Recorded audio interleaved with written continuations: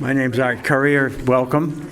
We're October 1st, and the first such occasion was 1 year ago when Ben Iacono and a team of people created the Eco Conversations. So it's great to have you here because these are very important topics. And Mike O'Connor is a pioneer for Newburyport working with the state on this project. And we want to, eventually it's going to have a name, the Newburyport Oyster Project, but it's not quite there yet. So Mike, who came back after being away and found himself not volunteering, but when you think of what he's going to say, he found himself very busy. Yes. So, good afternoon, everyone. Thanks for having me here. I assume everyone can hear me because I'm pretty loud to begin with. Okay. So quickly, who am I? Recording it, that's why you need to. Oh, right. I was told that. You'll have to tell me 2 more times.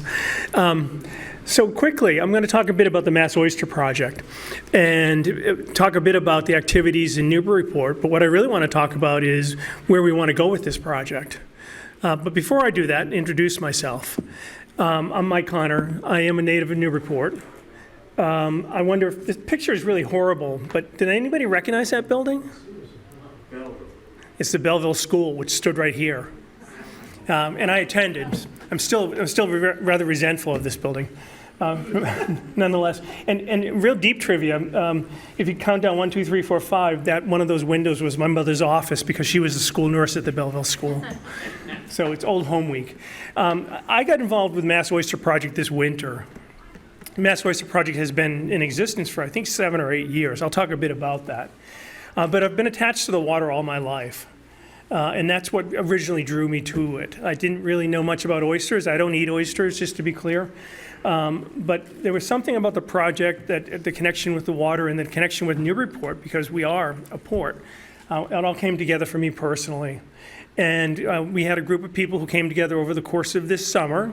We got started. This is a project for multiple years. Our horizon is 5, 10, 15 years or longer, honestly. We didn't know that when we signed up for it. We thought it would be pretty simple, but the truth is that kind of the mission found us.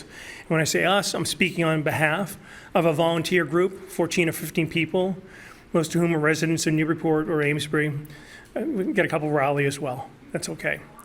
So if you have a question, just stop as we go along. And I'm going to ask you for some memories or some contributions at any point, and don't hesitate. I want it to be interesting. I want you to leave here thinking, wow, they're doing something interesting here. Wow, I understand the aspiration, and it's pretty amazing. And wow, I'd like to potentially get involved. Okay, so that's my hope. So, now start with some pictures. The thing about oysters is that it's a really fun environment. And the great thing about oysters is that they're incredibly hardy. When we first started, I think our concern was, are we going to kill them? The truth is that despite our best efforts, we didn't. They are an incredibly important resource. I'll talk a bit about that. But they grow well. All they need is a chance. The truth is that they haven't had a chance for a long time. I'll talk a bit about this, but oyster populations around the world are virtually gone. And they have an incredibly important effect on the environment. So their restoration has multiple benefits. Again, I'll talk about that also. Okay. So what do oysters do?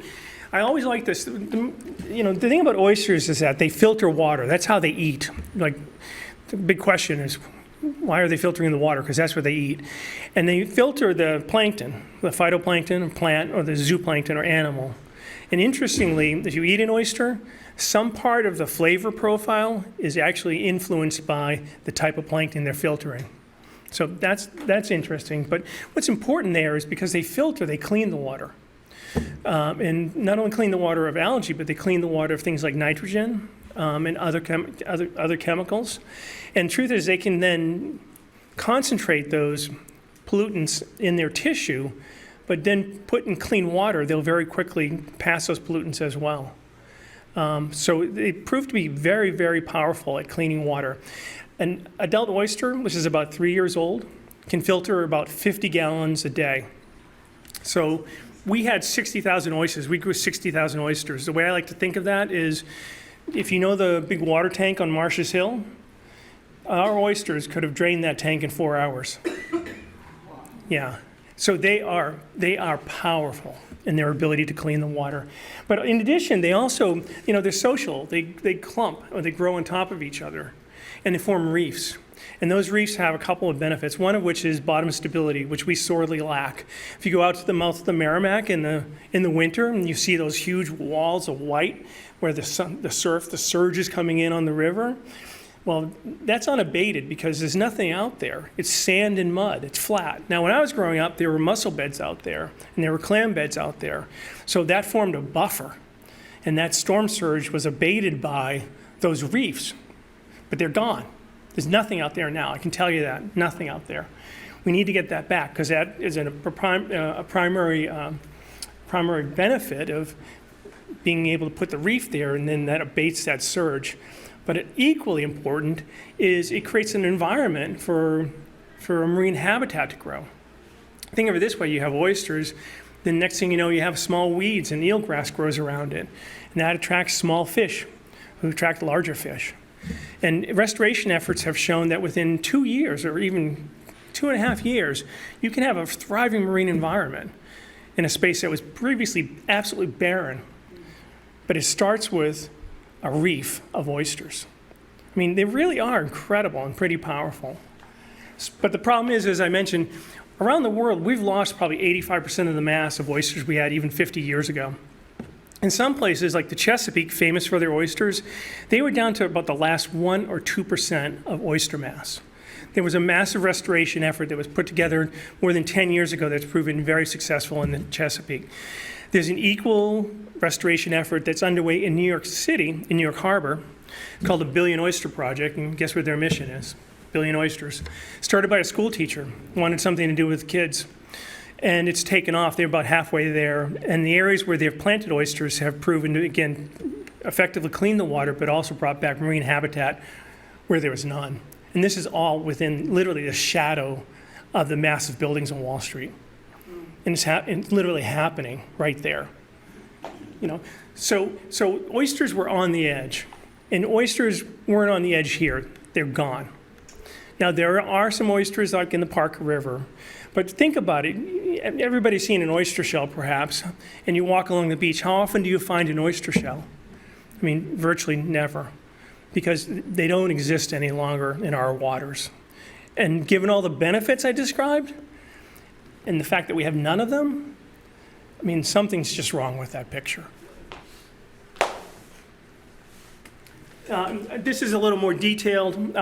It's just basically saying what I said in a lot better fashion. But as sort of the most important parts around water clarity, those cultural values. I mean, this is an interesting notion. We're a port. We're Newburyport. Yet for most people, their interaction with the water here is if they have a boat, they might get on the water.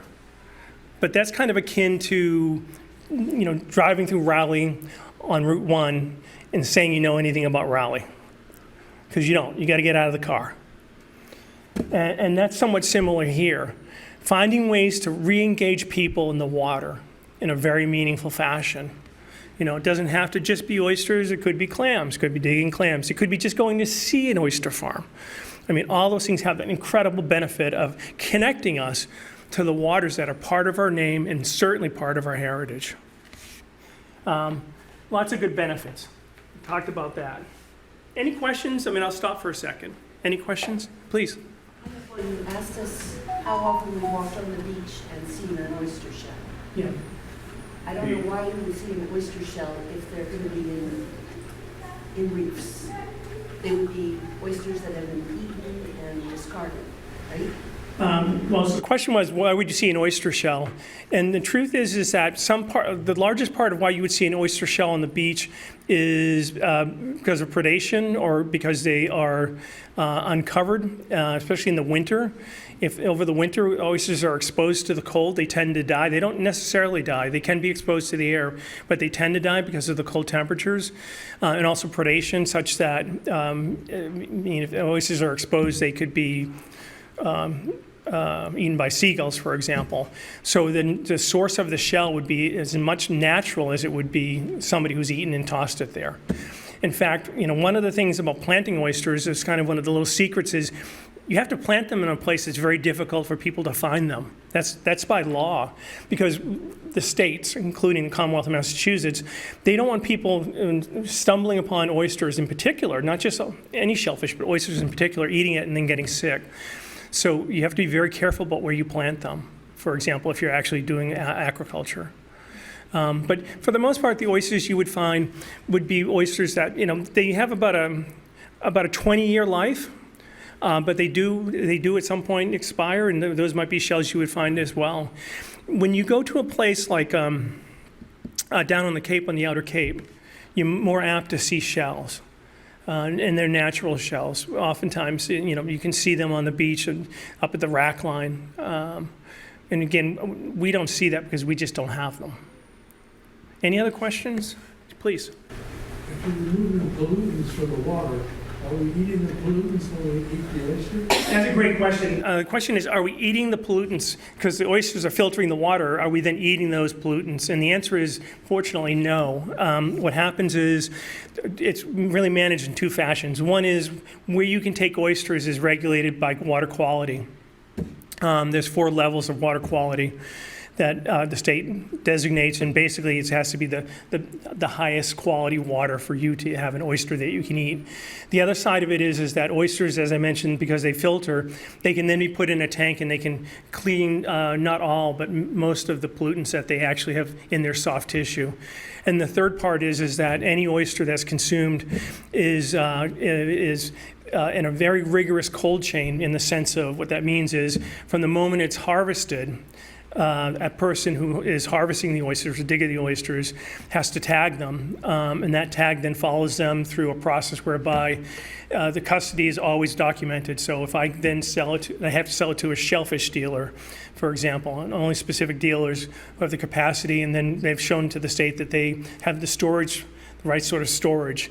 And then also a sample of those has to be tested as well for pollutants. So by the time you get an oyster, by virtue of A, making sure you pick it from the right place, B, the close scrutiny of the oyster throughout the time from when it's dug to when you receive it, and then third part, the testing, ensures that for the most part, oysters are, as is true for virtually all shellfish, not perfectly safe, but as close as perfectly safe as our food chain can offer. Any other thoughts? So because I don't want to discourage you from oysters, I just don't like them. Mass Oyster Project. So Mass Oyster Project it's a 501c3. It's a nonprofit. And it runs on volunteers. There's one executive director. And there's a board. The board is very accomplished, all kinds sorts of marine scientists and people who are very learned and very knowledgeable about these things. But the real heart and soul of the organization is volunteers. And in our case, in Newburyport, we have 15 of them. We started with 15, we ended with 15. That's called a miracle. We're very fortunate that way, and I'll talk a bit about that. But it's not all a one and done, too. We're not just saying, oh, we'll have a summertime activity. Again, this is a project that we've set out that will continue over the year and continued over the years. Our goal is pretty, and I'll get to that, is pretty big. But Mass Oyster, what's important about this is it lives on the largest of the donations. Our sponsors in Newburyport include Brine, Fish, the fish market down on Water Street, Casual Mechanical, who did all our plumbing for us, and the Harbor Master's Office, who's been a fantastic supporter, and importantly, the City of Newburyport itself, who has been an unbelievable supporter. We're very fortunate that way. But what's most important, the takeaway is, we only exist because of you, the people who get interested and volunteer and show up and make it happen. And that's always going to be the case. Okay. And this is I think quickly. one thing I do want to touch on, restoration is what we talk about. That's when we're growing the baby oysters and we're putting them in the water. I'll talk a bit about that. Advocacy, education, like today, but also shell recycling is a big part of the program. What does that mean?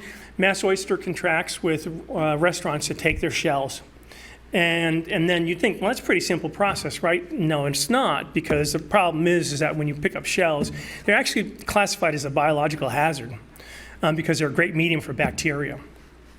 It's the mantle, the part that actually grows the shell. Like if you eat an oyster and that little slimy leftover, that's called the mantle. And that's the part that actually creates the shell. Takes calcium carbonate out of the water and creates the oyster shell itself. Well, anyway, it's a medium for bacteria. So what you have to do for recycling is you have to find a place to put your shells for a year and cure them. So we want to start shell recycling. We have interest from the restaurants in this area. The trick has been finding a place. We think we're able to find a place and actually not just do the shell recycling for Newburyport, but for the whole North Shore. And the hope would be to start that in the spring. The virtue there, a couple of things. One, it doesn't go into landfill. Two, it doesn't go into driveways either, although that would be good because it's very expensive now. But what it does do is we take that shell after it's been cured for a year and it's clean, use it to put it back in the water and build the base for the reef. So the shell recycling is an integral part of the restoration. All the pieces fit together. But it's like everything, getting us started. Where do you start? We started with restoration. We're moving through advocacy, and we want to start the recycling. And then get that virtuous cycle going, whereby we are growing more oysters, we're planting them, they're thriving, the reefs are growing, everything's great. Okay. So restoration, as I mentioned, is what we're doing. Restoration is simply taking spat or baby oysters and then growing them to a point where they're about the size of a dime to a quarter, and then they're planted in a safe place where the water is regulated and there's not too much tide, but there's enough tide that there's movement, and they're not open to predation or being found. And the trick there is that there's a couple of criteria. Truth is that there are a lot of places that oysters can thrive, but the regulations are ironic because the oysters are great in dirty water because they clean the dirty water, but the regulations say you can't put the oysters in dirty water. So, okay, Alice, what do we do? So what we've started with is Upweller, and as you can see, the list here is a number of different places, right? Newburyport started this year. We inherited our Upweller from Marblehead, believe it or not. And what an Upweller is something I'm going to show you here, if I can make this work. So bear with me for a sec.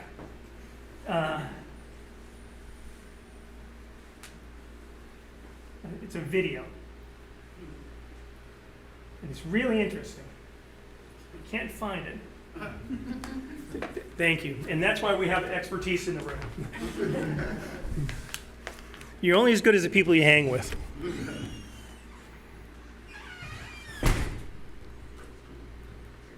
How about the sound? Hi, this is the Massachusetts Oyster Project.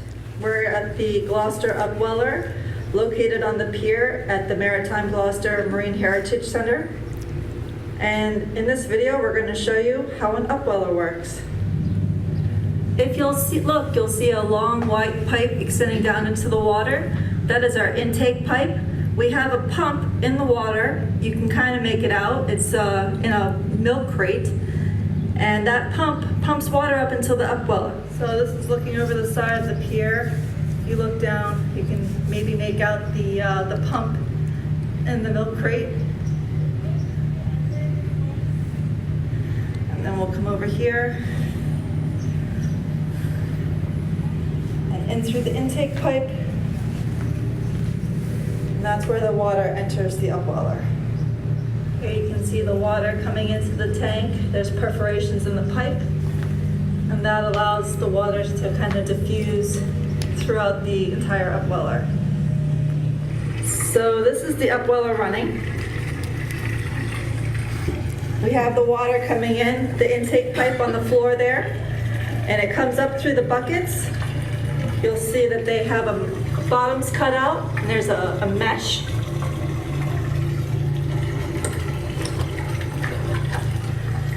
A a mesh bottom that the oysters sit on. That way they can filter the water that comes through the buckets. And then once that water comes up, it goes through the spigot, down through the trough.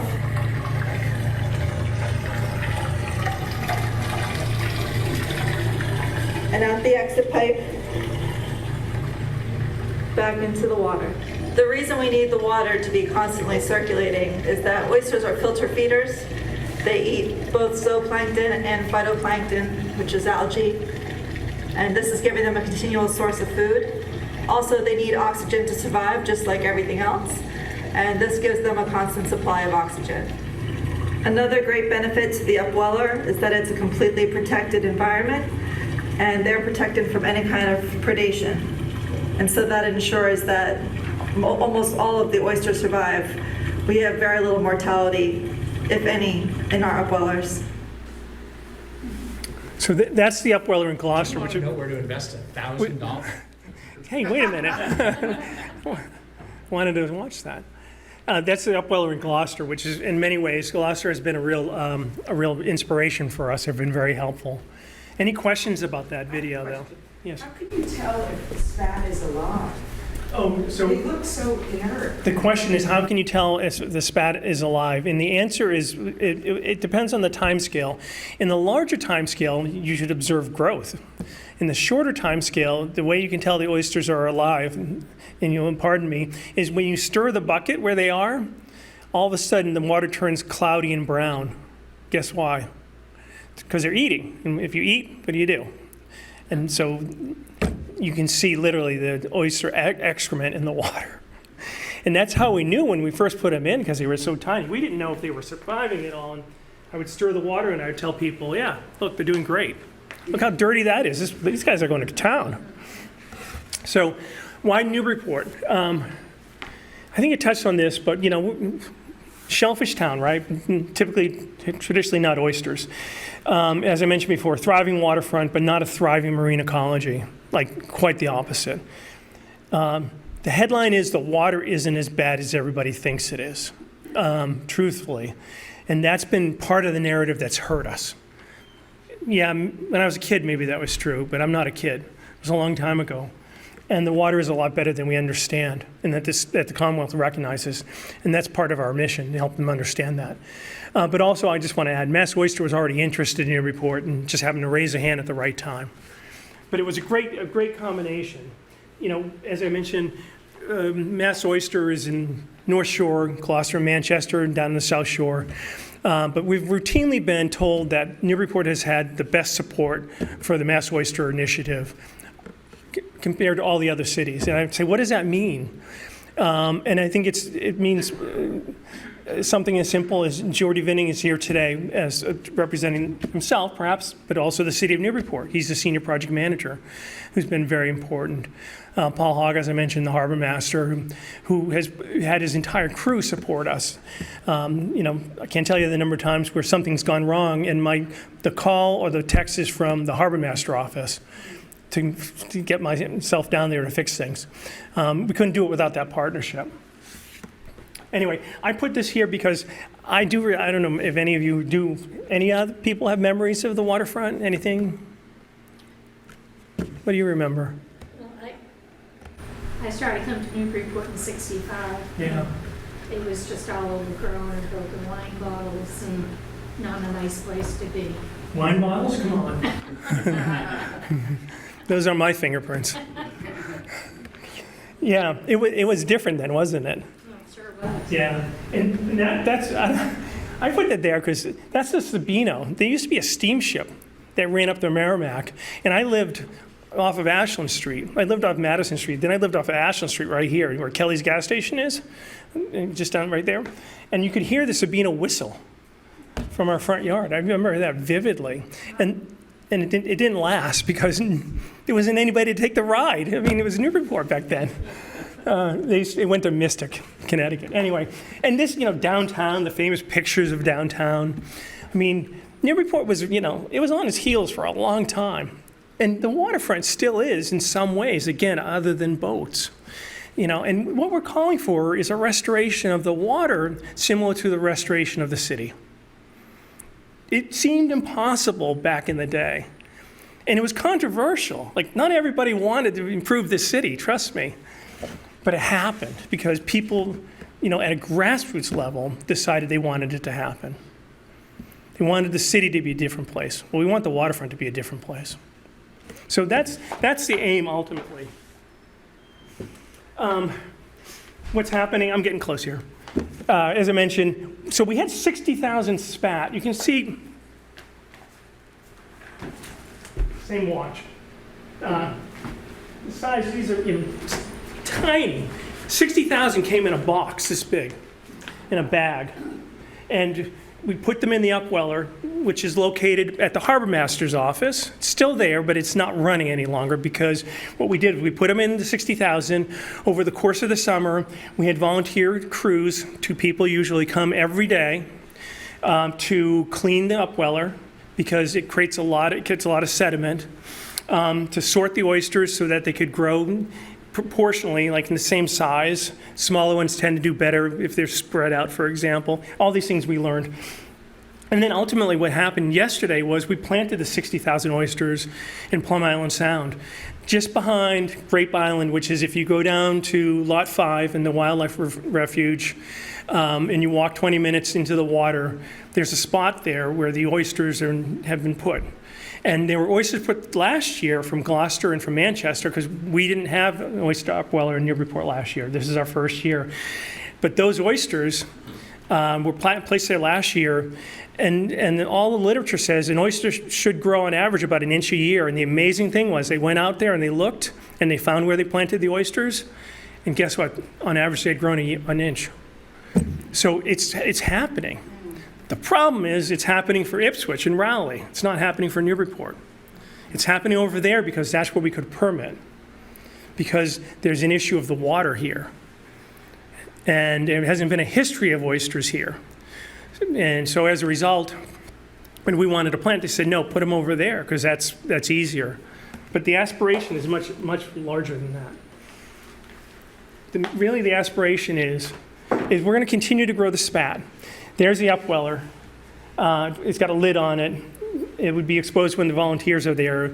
And here's the other amazing thing. I bet we spoke to 5,000 people this summer, easily. I mean, I felt like I spoke to 5,000 on Saturday. People would stop and ask questions. We have a sign that has a lot of good information. But it was the volunteers who really got into it and learned a lot and shared this information with people from all over. I mean, I spoke with one guy. I was telling him all about oysters for 10 minutes. Turns out he's an oyster farmer from South Carolina. I mean, he knew a little bit. But it was unbelievable the people who stopped. Because people come to this town, they walk around, they get an ice cream, they look around, what next, right? What next? And this provided kind of a what's next. And people were unbelievable. The questions were fantastic. And at least half of them, thank you, which is, come on. At least half of them thank you. And the reason why is they get, like, there's this passion, there's this mission, there's a bigger, broader vision of something we want to do. And it's amazing to me how lay people from all over just kind of get it and appreciate it. Because I think everybody gets this notion that, we all kind of shake our fist at the powers that be and sometimes the way things are moving. And we wonder, what can we do about it? I always say it starts with one oyster. I mean, I don't always say that. I just started saying that, but it sounds good. It starts with one oyster, because ultimately what we want to do is we want to plant the oysters at the river mouth. We want to restore that space. And the city wants us to do that. And the people in this city want that too, because they've told me. That's how I know. We want to start this shell recycling, because that will again provide substrate where we can plant these oysters. And we want to bring this marine ecosystem such that when you go out to Plum Island, there's something to see. It's like nothing you've ever seen before, something we can be proud of, something that's really cool. Ultimately, maybe even prove that it's viable for aquaculture resources. There are 3 oyster farms in Rowley. It's amazing, right? So Rowley's got 3 oyster farms and we have none? Come on, man. There's something wrong with that. If anybody's from Rowley, I apologize. They said, So ultimately what we're trying to do is we're trying to have this bigger, broader mission. The challenge, of course, is, I'm just going to leave with this. The challenge, of course, is the way we look at the water. We look at the water in a really backward fashion. Way to read this: if it's green, it's good, you can plant it. If it's red, it's terrible, you can't do anything with it. And if it's that middle color, because I'm colorblind, I don't know what it's called, but we'll call it banana, are areas where, in theory, you could plant oysters. This is Woodbridge Island right here. Here's downtown. This is the Merrimack River. Here's Joppa. As we think about it, here's Woodbridge Island. Here's Plum Island River. Here's where the oysters are now. See, it's blue? Here's where the oysters are now. That water feeds here. What's different between here and here? That water feeds, this water feeds here, here, and here. And look where they intersect. Beautiful water, right here. And yet it's classified as restricted. I think that's wrong. And one of our missions is to prove that. And if we prove that, we can put our oysters there. And if we put our oysters there, we'll achieve the vision I just talked about of a habitat. It's going to be interesting because we have to prove it to the Commonwealth of Massachusetts. It's not easy, right? How does that get done? Do you have to have a hearing or? No, it's an interesting question. The question is, how does that get done? How do we reclassify water? The issue is basically, quickly, Commonwealth of Massachusetts wants restoration sites. They just don't know where to put them. They've chosen 3, they want 2 more. You have to, what you have to do as citizens is you have to do a year of water testing to prove to them that they should then do the water testing themselves, because they won't take your water tests, they only take their own. So the process is to do a year of testing and then show that the Commonwealth should invest the money to test, to prove out your results. And then once that's done, you can reclassify. So one of our other vectors or directions is to try to start a water testing program as well. So all of a sudden, it started with just these little oysters, and all of a sudden we're talking about water testing, we're talking about, marine habitat. I mean, the vision is large, but what's most important is, it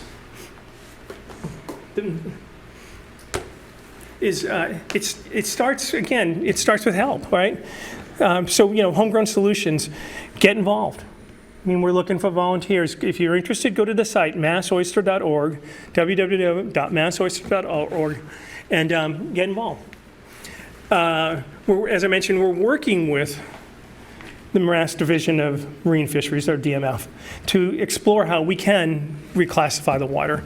There are restoration specialists. There is interest.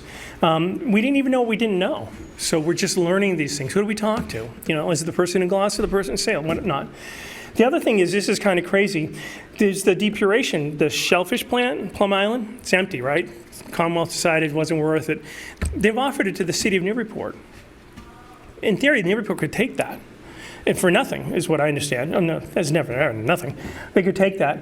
And all of it is a bunch of tanks. It's a massive upweller. I mean, we could use that not only for oysters, we could use that for clams. We could picture that. I mean, you drive out there, it's a hatchery for oysters, for clams, for scallops potentially. They do that in Falmouth. It's an education center. There are oyster cages in the water where they're growing oysters. I mean, it's vital. There's fishery out there. I mean, it's not impossible. So we are looking at, maybe there's a potential for us to take that plant and actually run it as a citizen effort. And not for, cleaning the clams, but as a hatchery to build a habitat. I mean, it's, why not, right? But again, get involved. I did. I'm glad I did. I had no clue what I was getting into. But it's pretty animating, and we need a lot of help. So we do have a lot, thanks, as I mentioned before. I just want to say, once again, fantastic sponsors and a fantastic group of volunteers. We had a lot of fun. We learned a lot. We got the oysters in the water, so success. Our aspirations are big. See you next year. Any questions? That's it.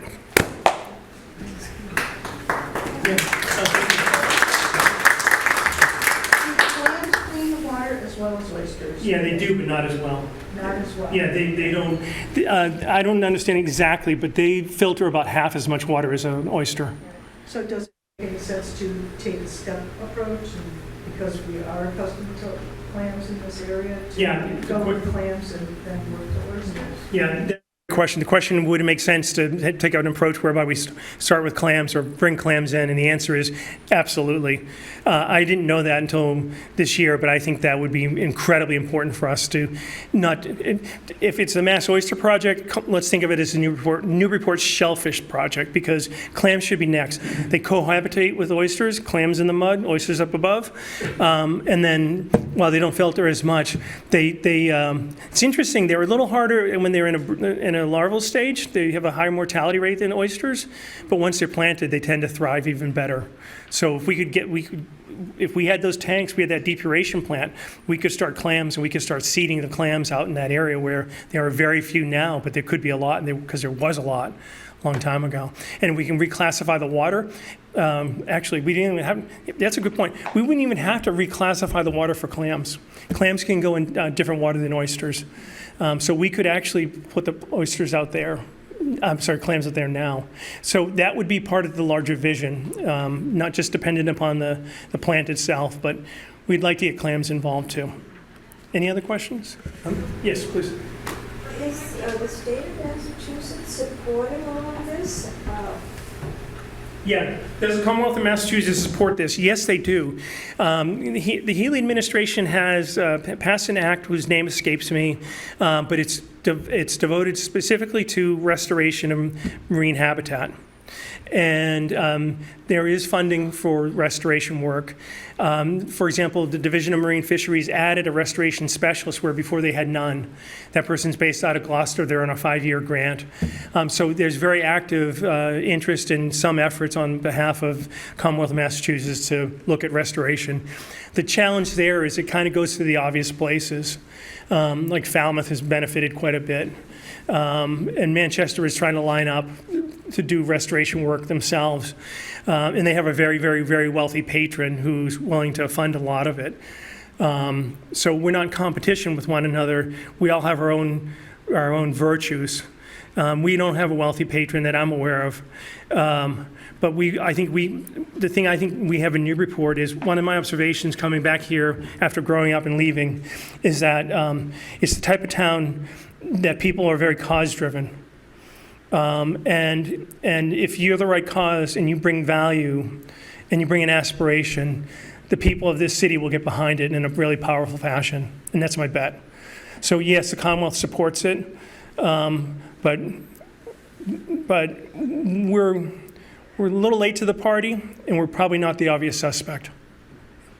Good question. Thank you. Please. When you started the talk, and you were talking about the reefs at the beginning of the Merrimack. Are you talking beyond the breakwater?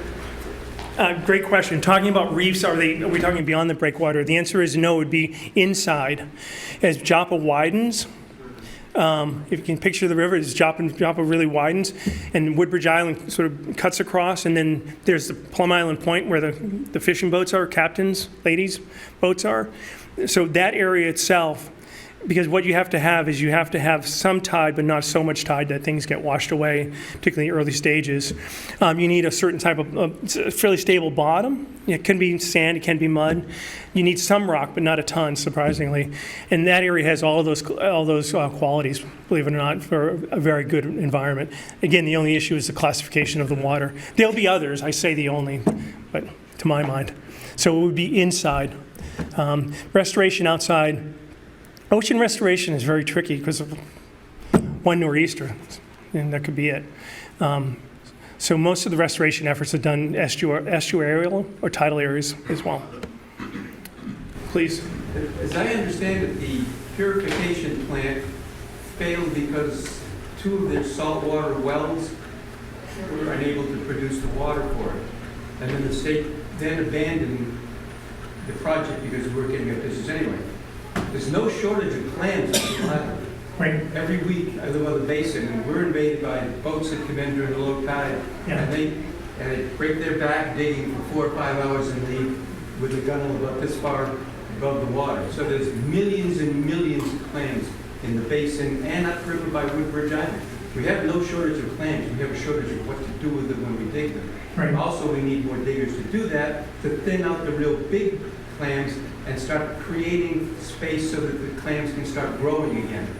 So we have no shortage of land, we just don't know what to do with it in 1 week. That's a great point. But also, quite a little bit, 40 years ago, give or take, there were 2 large tanks down at Plum Island Point. Very large tanks that salt water was pumped into them. And there was salmon in those tanks. And the water circulated around these tanks and it was full of salmon. The salmon would just swim against the water and grow to market size. And they supplied all the restaurants in Newburyport with salmon. And on Saturday morning, the public can come down and buy salmon. You walk up, get on this ladder, and look down in the tank and say, "I'd like that one right there." He's swimming there. So the mom will give it to you, you take them home for dinner. But the aquaculture that's available here is immense. What you're doing is wonderful, and there's just many, many, many things you can do. What a great memory. I mean, and you know, your point is a good one in terms of the depuration plant. There are definitely problems. You know, the pipe itself was exposed, and it wasn't thought to draw water of a sufficient quantity. We won't need as much because we'll start very modestly. At least that's the, and I think, you know, it's all just sort of aspirational at this point, but I think a larger part of it is going to be less about the hatchery and more about the education part and more of interactive to bring back that memory of like the salmon tanks. I mean, not that specifically, but that's a great one.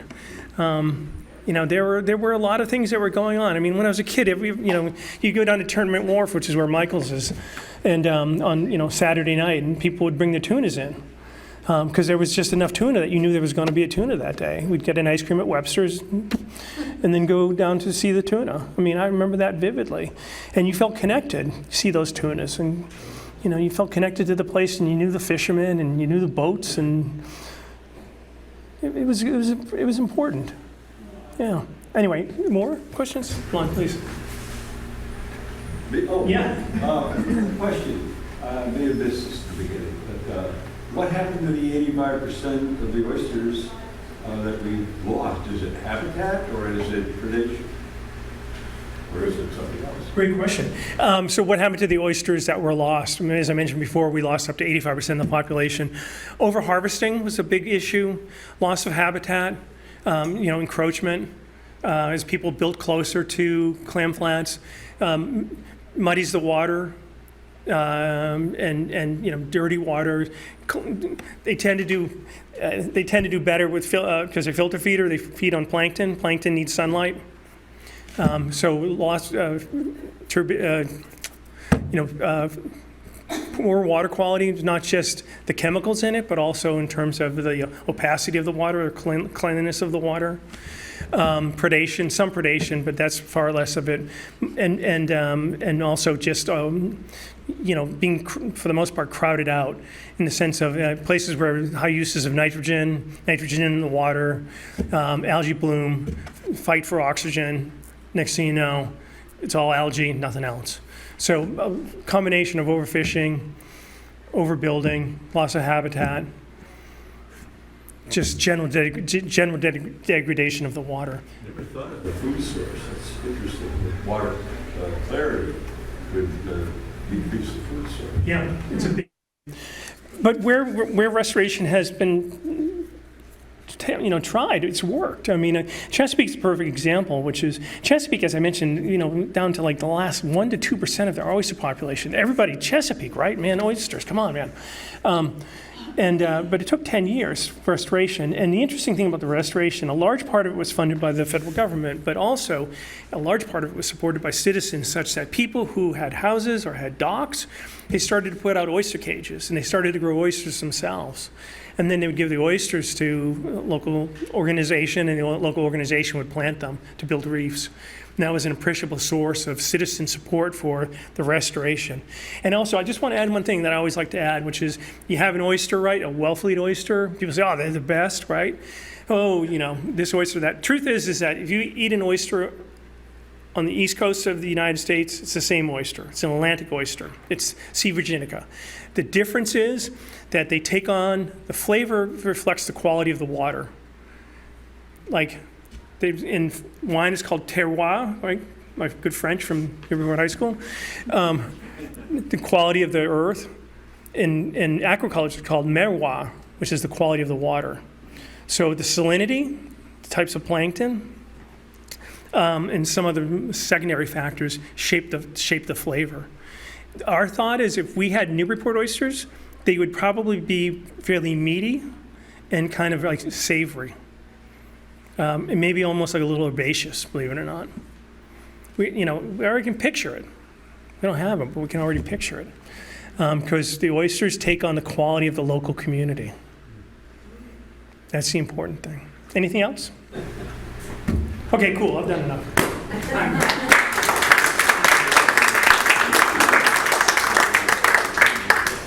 Well, Michael certainly is the embodiment of an inspired steward. And more people like Mike helping in whatever way our environment, we're going to have improvements. So thank you, Michael, for being there. So now we have the opportunity to provide some information from our conversations that are going to happen around these tables. And the key thing is, it's going to provide information to Michael. So we have to understand now, what are the 2 or 3 questions that you would like the perspective of the people in this room to provide you with? Would I like to hear? Yes, Oh. because this is... Yeah, so I'd like to know, what would you like to know more? What would you like to add? And what do you want to do? That's what I want to know. I Okay. just made those up. More, add, do. And that's relatively simple. But why don't we deal with more first? And if you would just, you've got some pieces of paper to write notes, but each table, and you might want to combine some tables if there are not enough people, if you would select somebody who's going to take the notes and make the statements of what you've concluded. So we're going to spend 10 minutes on more. And then we're going to spend another, and then we're going to speak, capture the comments, and share them with everybody. This is the outcome. I've heard a lot about oysters stabilizing sediment, stabilizing. How do oysters add to sediment stability? Because everything I'm seeing is we're putting them in low energy environments. That's just a question. It doesn't have to be answered. More graphic depictions in the presentation. I'd like to know where, the remaining 15% of the oysters, where are they? In New England, and why is that different from Plum Island South? How do you volunteer? I didn't see a website or I think the last slide maybe should be how do you volunteer? And the question on what are typical funding sources around the country for groups like this? Okay? That's what we discussed. Who wants to add? You can add. Our board about was a little bit different orientation in that. We wanted to say, how could we more about our local politicians, i.e. the mayor, the city council, are involved in this process. How do we get school populations involved? John got a farm that's already got starting young people on how environmental. Maybe John, you could make a statement about what's going on in your farm. Well, the kids learn about trees, they learn about soil, they learn about the Indian Hill Reservoir, they learn about climate, etc. And just so you know, I'm Farmer John to all of them. Is it Farmer or Farmer? Farmer John? Farmer John. Maple Fresh Farm, up in West Newburyport. Give me the accent. Okay? Also, how do we get more programs into the public? In other words, this is a great program, but there's a limited number of us. How do we get it out to a larger number of the population in our community? gonna say, how do we get more people aware of this work? Yeah.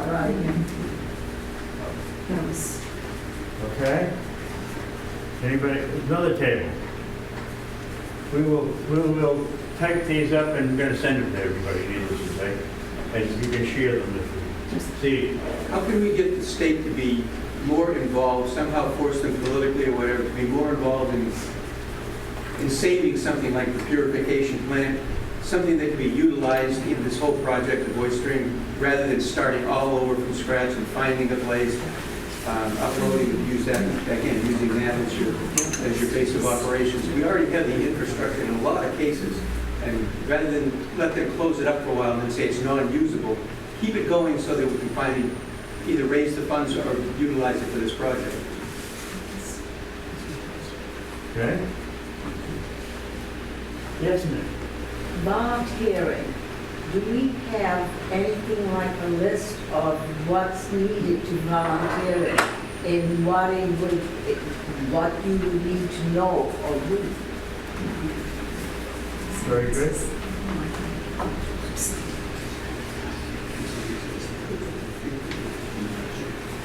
Saying volunteer opportunities, description. Okay? Ours are just, off of most of the projects that people have already talked about, and that's, finding the opportunities and places where they can demonstrate to the public what they're doing. And the other one that I thought was a good suggestion was demonstrating, adding into their information benefits to the whole area and not just water, like how does this impact this, that impacts this, that impacts this, so that more people, not just water people, would find, would be more interested. And of course, figuring out how to get school projects into it, like John was saying, getting the education stuff. And also, how do we connect with the other outdoor organizations, like the Audubon groups and AMC and Sierra Club, people like that who, are bigger organizations and have, their fingers in pots of more money, or do a lot more publications and, really have a lot more for us to learn from. Good point. I will share one thing we'll do is package these notes up and send them to the other environmental organizations in the Alliance about what was shared around the oyster project. Any other more about it? Does anybody think you want a little more time to talk to add to, or have you got some? Okay, Ron can start. Okay. As far as fundraising, run a fundraiser. Buck a shuck for oysters, maybe. I get a speaker to come in, and we raised with storm surge thousands of dollars when we did. I can't remember when the speaker was. That was like 8 years ago, but. And then volunteer opportunities and just more getting the word out there somehow. Somebody mentioned that over here. And then the last one we had here was getting kids involved, like class participation, find a teacher in 5th grade or who knows what that's interested in doing something like this. And then not that the whole class is going to go out and work on cleaning the things up, but get the kids to tell their parents that, hey, Dad, I want you to go with me and help clean the upweller. Volunteers that way. Go at the parents through the kids.